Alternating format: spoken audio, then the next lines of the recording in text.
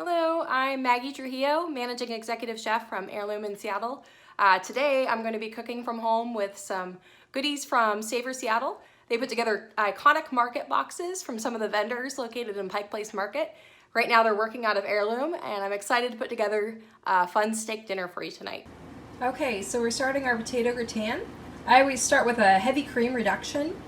I went outside and picked a little bit of thyme from our garden, and then the market box also came with some spring garlic, which is really nice in there, so I chopped that up. It's all reducing down, adding a touch of salt to it. Potatoes really like salt and gratin, so I go a little bit heavier than you'd think on the seasoning.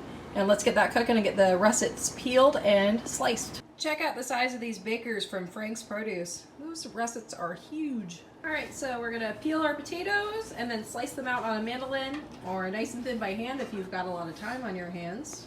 Okay, so we're going to start building our potato gratin. We have our cream reduction that we've got all seasoned up, ready to go. We've got our sliced potatoes. I try not to soak these in water. I try to just build quickly to beat the oxidation. That way you don't lose all that nice starch that helps your gratin stay together. So you can kind of see through them. They're I would say translucent, not transparent, not opaque. You just do a nice layer, and then you're going to do a brush with that heavy cream. So once we've pitted that top potato layer, that first potato layer, then you start layering in your cheese. So Parmesan's always really nice. You want a nice firm cheese. And then you can add like a little bit of a creamier cheese, like a goat or a blue is always really nice in there. I go a little bit less of that. That's just kind of your flavor accent. So just layer that over the top and then start again and build it 4 or 5 layers higher. Okay, so for that last layer, I like to really be pretty heavy with the cream on top. You can go a little heavier than you have throughout, just to really coat that and let it kind of soak into your gratin.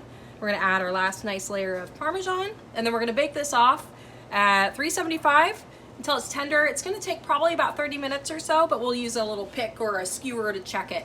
So one final important note, when you're putting your gratin in the oven, make sure you put it over another sheet pan. Otherwise you will have cream and cheese all over the bottom of your nice hot oven. So next up, we're gonna let our steaks come up to temperature. I like to leave my steaks out at room temp for about an hour when I'm cooking at home. It's just nice when it hits the grill and it doesn't have that temperature shock.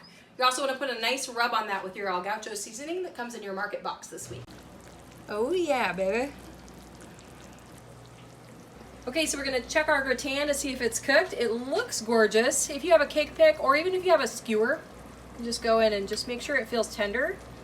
There shouldn't be a whole lot of resistance when you poke it through. If there is, then it's still, the potatoes aren't quite done. So I'm actually just going to give this about 4 more minutes. It's really, really close. All right, so we are butter roasting carrots right now. Butter in the pan, carrots, I don't peel them. I just split them lengthwise. We'll deglaze with a little bit of stock, vegetable or chicken stock's fine, and we'll finish them with some rosemary and thyme. That is gorgeous. Oh yeah. Okay, so I like to cook these till they start to feel tender, not mushy is important, just nice and tender.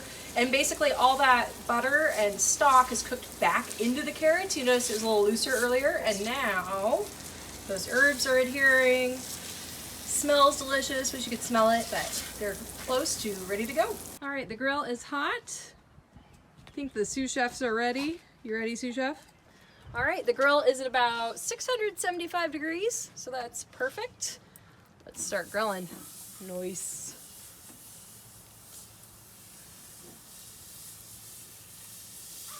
Some nice grill marks on there. All right, so we're gonna do a little turn. Are you helping cook steaks? All right, so we've got the steaks resting. Let's go ahead and grill that bread from Three Girls Bakery. Just a little olive oil and salt on there. Nice olive oil. Should be delicious. For our salad, we're gonna go super fresh and simple. I had a little bit more goat cheese in the fridge, so I just put a little smear of smoked goat cheese on the plate, and then that butter lettuce from Frank's with the apples, raspberries, and radishes. And then I added some toasted pecans that I had. I'm gonna finish it with a little aged balsamic that was in last week's market box, and then some really nice olive oil. Okay, so we've got our potato gratin, salad, butter roasted carrots, gaucho steak, grilled bread, nice steak dinner for two, some lovely flowers.